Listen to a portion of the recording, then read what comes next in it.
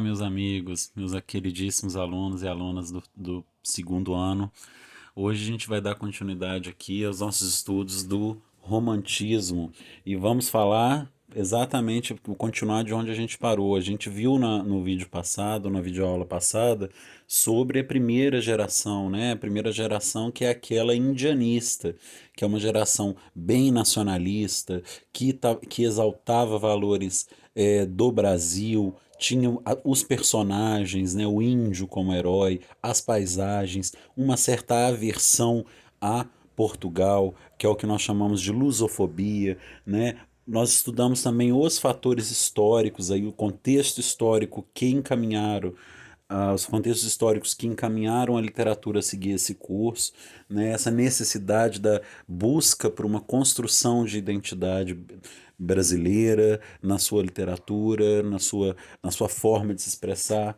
não é? E hoje a gente vai ver esse salto que é a quebra de alguns desses pontos que são tão marcados na primeira geração, que é para a segunda geração, não é? Vamos lá então, galera. Então aí, ó, nós vimos já em vídeos anteriores que um grande influenciador é o Lord Byron, né? Daí algumas denominações que nós temos aí, eu já tratei algumas delas com vocês. Pode ser chamada de geração byroniana, mal do século, né? Remetendo à questão da depressão,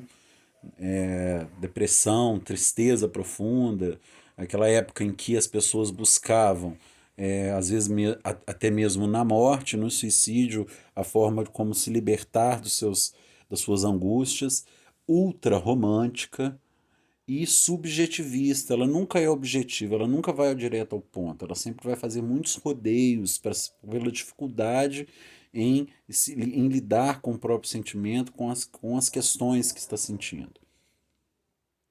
Os temas aqui na segunda geração é o pessimismo, a morte, tédio e a fuga da realidade, né? Chamada, e é assim que se escreve, tá, galera? Observei no slide lá atrás, estava separado, é o ultra romântico, que é a forma mais geral, como a gente chama. Eu prefiro chamá-la de ultra romântica, né? A gente identifica ela de uma maneira mais interessante. Os poetas eram desvinculados aqui com o compromisso da nacionalidade, desinteressados da vida político-social do país. Então a gente viu na primeira fase toda uma questão engajada dos poetas em poder construir essa identidade brasileira na literatura, através da valorização do que nós tínhamos de muito representativo para nós e para quem era de fora. As questões das paisagens, a questão da figura do herói representado no índio, né? E aí toda a ideia que ia se valendo para afirmar a nossa nação como uma nação independente e distanciar-nos daquela visão de colônia, não é? Aqui, galera, você já vai ter um salto para desses ideais. Não faz parte mais, nessa geração, esse compromisso de nacionalismo. Aqui o que você tem, eles estão desinteressados pela vida e pela política social do país. Há um contexto muito interessante de você pensar que nessa época, a expectativa de vida dos poetas, dos autores dessa época, era muito curta. Eles morriam muitas vezes de tuberculose, de uma vida bem boêmia, né, em bares, noites, né, vivendo a vida noturna. Então eles viviam sabendo que iriam morrer jovens. Então a morte passou a ser um tema constante e todos esses temas mais engajados, questão política, questão social do país, sobretudo os nacionalistas, perdem a importância aqui. Eles voltavam para si mesmo. Os escritores desse período abordavam pessimismo em protesto contra o mundo burguês e se mostravam entediados em espera da morte. Essa geração poética não se identificava com os valores da Revolução Francesa, sentindo-se diferente dos restos dos escritores burgueses. Em contestação dos valores postos, levavam a vida desregrada, Observem aqui na imagem, bem um retrato do que eu falei aqui, sobre os ambientes frequentados, sobre a forma boêmia de se viver, está retratada aí. Isso seria a vida desregrada. O mal do século. Onda de pessimismo que se traduzia em atitudes e valores considerados decadentes na época, como atração pela noite, pelo vício e pela morte.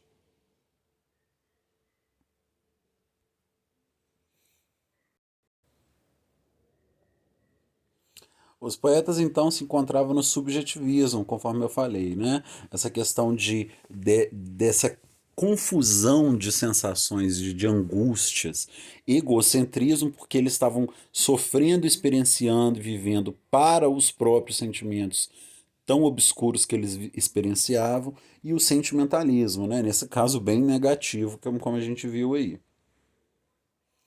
Há o medo e o desejo sobre o sentimento amoroso. Então, a gente vai ter algumas partes que retratam a experiência ou um desejo de se aventurar amorosamente, sempre com um pesar muito grande, né? Você vai ver, porque como a presença da morte e o tédio perante a vida é sempre uma constante, acaba que isso afeta a ideia do feliz para sempre, não é? A ideia de viver uma vida plena ao lado de alguém. Então esse desejo vai ter um medo, mas ao mesmo tempo vai querer viver isso. A segunda geração do romantismo tem seus traços mais facilmente identificáveis no campo da poesia, isso é importante, e seu marco inicial é dado pela publicação da poesia de Álvares de Azevedo. Nós vamos estudá-lo. Exemplo desse período são as obras de Fagundes Varela, Casimiro de Abreu, Álvares de Azevedo e Junqueira Freire. São esses nomes, esses quatro nomes, são grandíssimos nomes representativos dessa fase, da segunda fase da geração romântica. Tá? Nós vamos estudar, tem alguns aí, como a Lira dos 20 anos, alguns que são poesias e que sempre podem ser cobradas, uma questão de interpretação. Como eu falei para vocês, até cheguei a falar isso nas épocas das aulas presenciais, a segunda geração romântica, ela também é muito tranquila da gente interpretar. Nós temos uns temas que não variam muito, né, entre as possibilidades de análise, mas é sempre bom estar atento a algumas peculiaridades que podem ter de um autor para o outro, né, de alguma obra para outra. E é aí que nós vamos estudar depois separadamente alguns desses casos.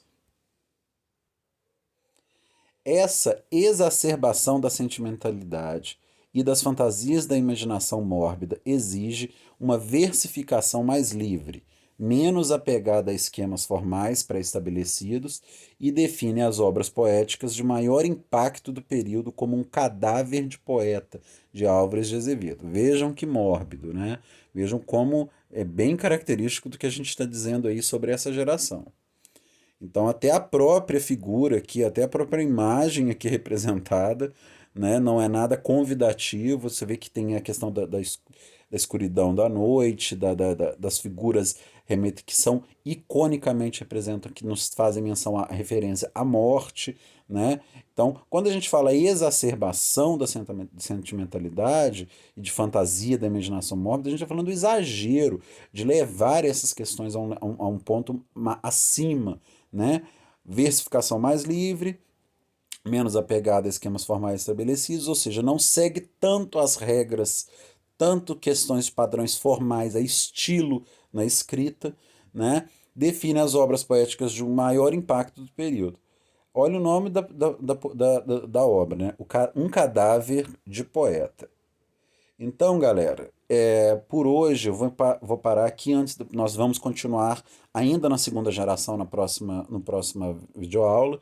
Eu pretendo enviar para vocês uns exercícios sobre primeira e segunda geração, já para vocês já irem fazendo alguma coisa, e depois a gente faz primeira, segunda e terceira geração. Muito importante que vocês vão pegando eles aos poucos, essas partes, porque a gente nunca sabe, pode cair qualquer um deles, a gente tem que estar atento a essas possibilidades, e são matérias mais simples, né? É uma possibilidade aqui de se garantir um ponto, de se garantir uma vantagem, tá bom?